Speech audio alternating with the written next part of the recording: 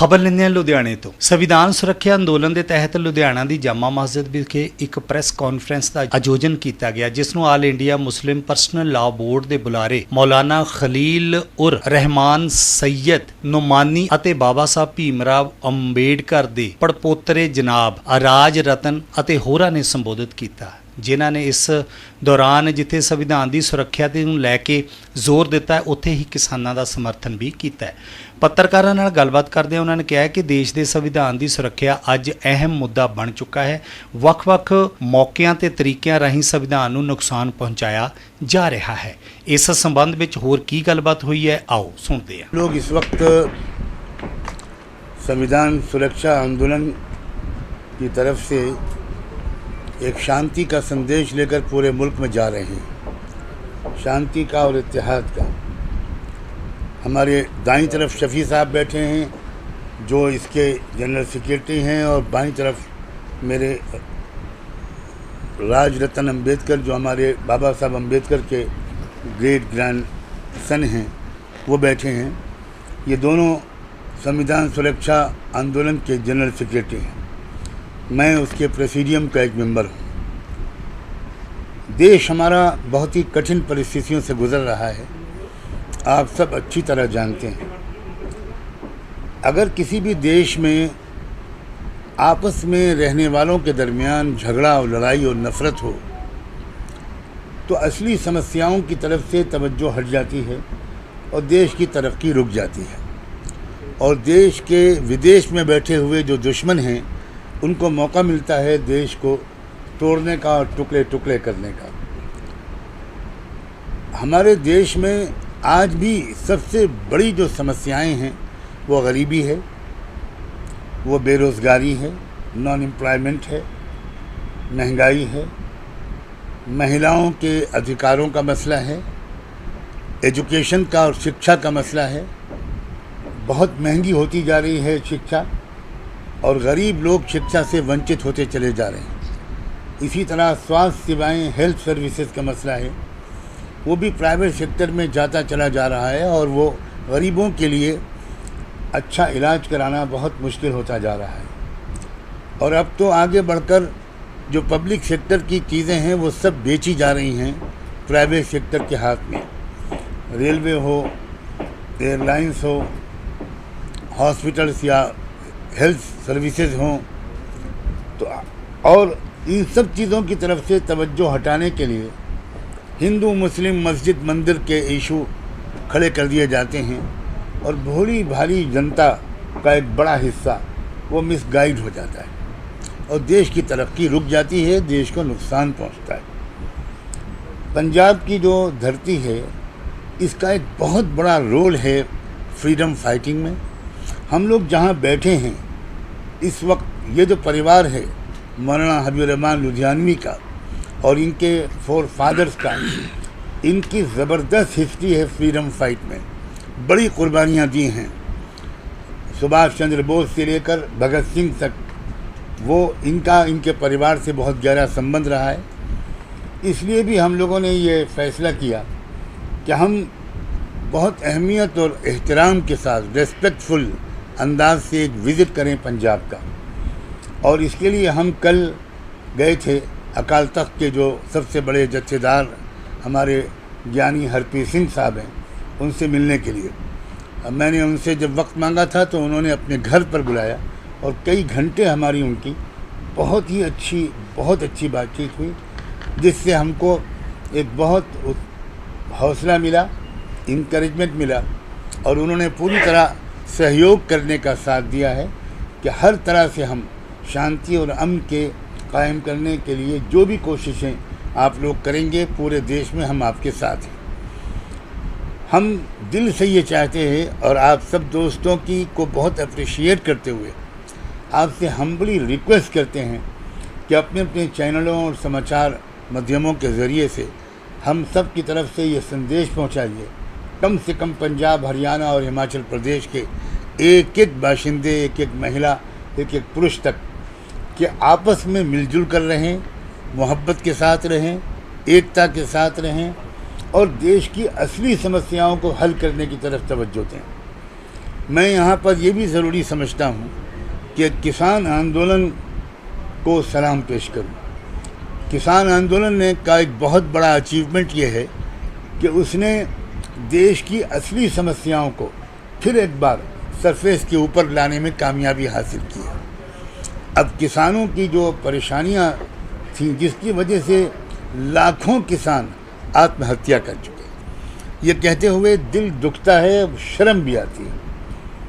मैं कई बार अमेरिका गया हूँ और यूरोप के मुल्कों में, आप में से भी कई लोग शायद जा चुके होंगे। अमेरिका में सबसे ज़्यादा जो इस वक्त एक संतुष्ट परिवार होता है वो बड़े इंडस्ट्रियलिस्ट लोगों का कम और फार्मर्स का ज़्यादा होता है। फार्मर्स को बहुत इज्जत दी जाती है, बड़ी सब्सिडीज़ होती हैं, उनके लिए न जाने कितनी फैसिलिटीज़ होती हैं, ट्रैवल में, हेल्थ में, एजुकेशन में। तो ये हमारे देश तो असल में आज भी एग्रीकल्चर का देश है। इसमें फार्मर्स की ये हालत कि महीनों से वो सड़कों पर बैठे हुए हों और कोई उनकी बात सुनने वाला ना हो, ये अच्छी अलामत नहीं है। और इसीलिए मैं पिछले महीने शंभू बॉर्डर पर भी गया था और मेरा किसान आंदोलन के लोगों से बराबर संपर्क कायम है, हम सब का। और मुजफ्फरनगर भी गया, जाट लीडर्स जो हैं उनसे भी मैं मिला, हम लोग सब के राब्ते कायम हैं। और हम किसान आंदोलन को इसलिए सलाम करना ज़रूरी समझते हैं कि उसने असली एजेंडा को वो ऊपर लाया है और जो ड्रैकोनियन लॉज, काले कानून किसानों के बारे में पास किए गए, उसको रिपील कराने के लिए वो अनथक कोशिश कर रहे हैं और एमएसपी का के लिए कानून बनाने की बहुत जायज़ डिमांड कर रहे हैं। सरकार ये तो कहती है कि एमएसपी थी, एमएसपी और है और रहेगा, लेकिन कानून नहीं बनाते। और यहाँ पर आकर शक पैदा होता है कि आप कानून क्यों नहीं बनाते। अगर आप कानून बना दो, जब आप कहते हो कि ये रहेगा, तो कानून बना देने में क्या रुकावट है। और यहीं पर आकर लोगों को शक होता है कि नीयतें अच्छी नहीं हैं। पहले भी कितने वादे किए गए, वो वादे पूरे नहीं हुए। 15 लाख रुपए दिए जाएंगे, हर अकाउंट में आएंगे, कितने करोड़ रोज़गार एक साल में दिए जाएंगे, लेकिन कोई भी वादा पूरा नहीं हुआ। इसलिए कैसे इस वादे पर कोई यकीन करे कि एमएसपी था, है और रहेगा। इसी तरह हम जो हमारी जाट लीडरशिप है किसान आंदोलन की, उसके साथ भी हमारे राब्ते कायम हैं। और सिर्फ ये नहीं, पूरे देश में कश्मीर से कन्याकुमारी तक जो लोग भी देश की असली समस्याओं के लिए कोई भी मूवमेंट चलाते हैं, एजिटेशन करते हैं, हमारी सपोर्ट, हमारी हिमायत, हमारी हमदर्दी उन सबको हासिल है। और हम तमाम धार्मिक गुरुओं से भी, तमाम मुस्लिम उलमा से भी और तमाम धर्मों के पेशवाओं से भी और हर समाज के जो इंटेलिजेंशिया है उनसे भी हम्बली रिक्वेस्ट करते हैं कि खुदा के लिए इस देश के गरीबों, किसानों, मज़दूरों का ख्याल करें। मज़दूरों के सिलसिले में भी जो कानून पास हुआ उसकी ज़्यादा पब्लिसिटी नहीं हो पाई, इसलिए कि वो उस पर कोई आंदोलन नहीं चला। लेकिन मज़दूरों जो लेबर लॉज भी हमारे इसी पार्लियामेंट के सेशन में पास हुए पिछले, जिसमें किसान वाला कानून बने थे, उसमें मज़दूरों के सिलसिले में भी एक बड़ा भयानक कानून पास हुआ है, मज़दूरों पर जुल्म जिसके ज़रिए और बढ़ेगा।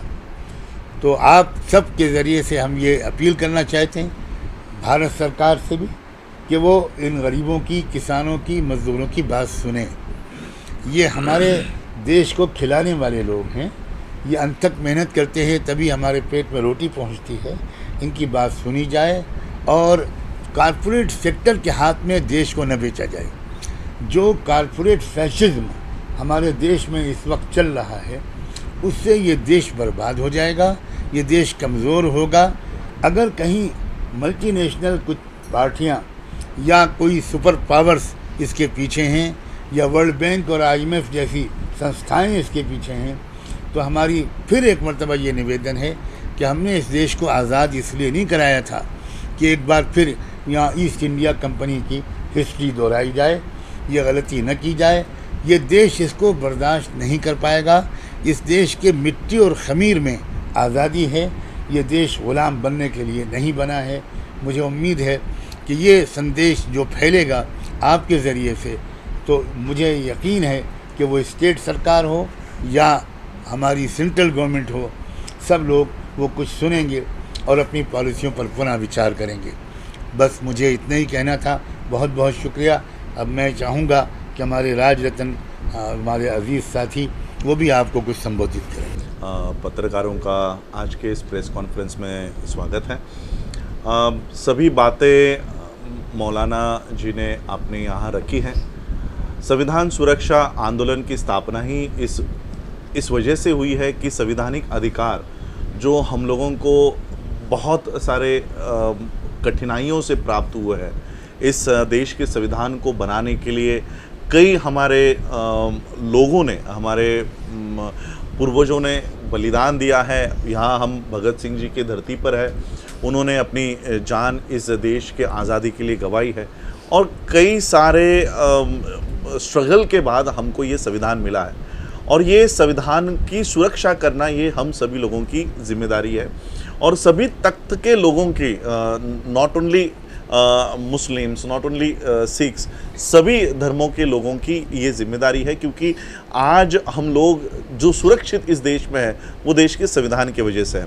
और ये हम लोगों ने महसूस किया कि जिस दिन सरकार के ऊपर नियंत्रण नहीं रहता और ऑपोजिशन कमज़ोर हो जाता है, तब देश के लोगों को, देश के लोकतंत्र को बचाने के लिए आगे आना ज़रूरी है।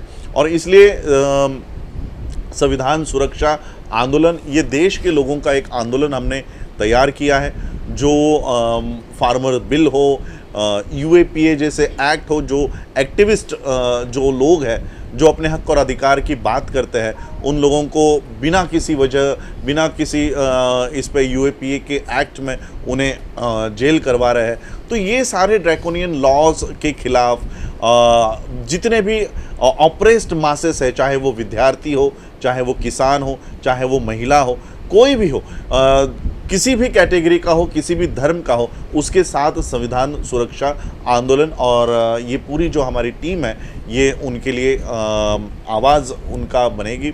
और पूरे देश भर में ये नेशनल एजिटेशन हम लोग ये आने वाले दिनों में हम लोग कर रहे हैं।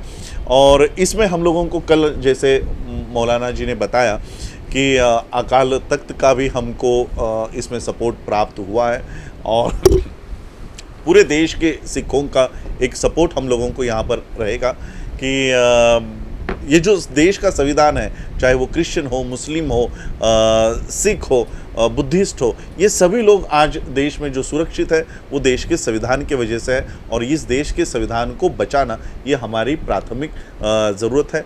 और ये भी देश के विद्यार्थियों को फिर से पीछे लेकर जाने की एक पॉलिसी बनाई गई है। स्टेट लैंग्वेजेस में आप जो एजुकेशन करवाने वाले हैं, उसके बाद ITI के जो कंपलसरी सब्जेक्ट्स आप लोगों ने विद्यार्थियों को दी है, कारपेंट्री करवाएंगे, प्लम्बिंग करवाएंगे। इस तरह से जो शिक्षा की नीति बनाई गई है, ये शिक्षा की नीति का भी विरोध संविधान सुरक्षा आंदोलन करेगी।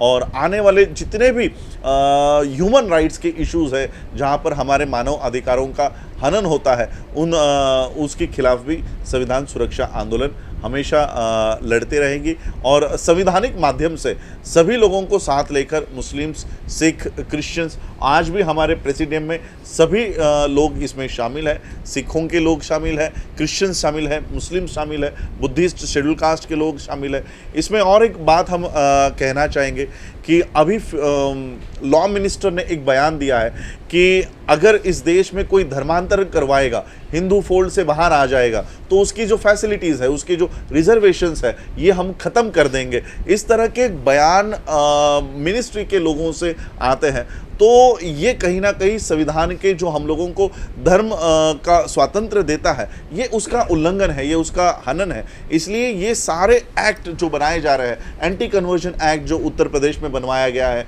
मध्य प्रदेश में लागू है, गुजरात में लागू है, कि अगर आप स्वेच्छा से किसी भी धर्म में जाना चाहे वो बौद्ध धर्म हो या इस्लाम हो या सिखिज़म हो, तो इसके ऊपर जो ये लोग पाबंदी ला रहे हैं, तो इसके बारे में भी विरोध करने का काम संविधान सुरक्षा आंदोलन करेगी। संविधान सुरक्षा आंदोलन हर उस बारे में आंदोलन करेगी या उसके खिलाफ होगी जो हमारे संवैधानिक अधिकारों का हनन करती है, जो हमारे संवैधानिक अधिकारों को छीनती है। ਲੁਧਿਆਣੇ ਤੋਂ ਪ੍ਰਦੀਪ ਭੰਡਾਰੀ ਦੀ ਰਿਪੋਰਟ।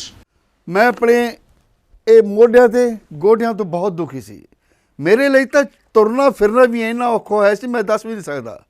ਪਰ ਜਦ ਤੋਂ ਮੈਨੂੰ ਫੀ ਰਿਲੀਫ ਮਿਲਿਆ 2.5-3 ਮਹੀਨੇ ਇਸਤੇਮਾਲ ਕਰਨ ਤੋਂ ਬਾਅਦ ਗੋਡੇ ਵੀ ਓਕੇ, ਮੋਢੇ ਵੀ ਓਕੇ।